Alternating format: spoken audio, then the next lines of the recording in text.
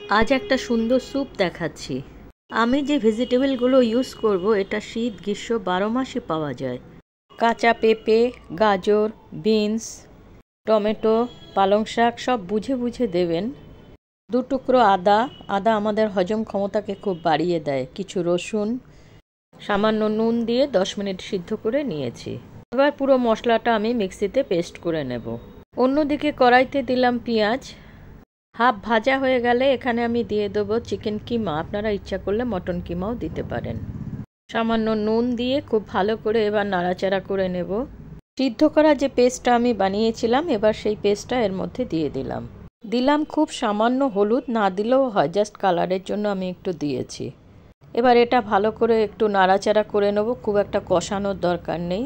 তারপর পরিমাণ মতন দিয়ে দেবো জল। যতটা ঘন আপনি রাখতে চান রাখবেন। নামানোর আগে দিয়ে দিয়েছি গোটা একটা পাতিলেবুর রস। স্যুপ, হাফ বয়েল ডিম, আর এটা আছে আমলকির জুস।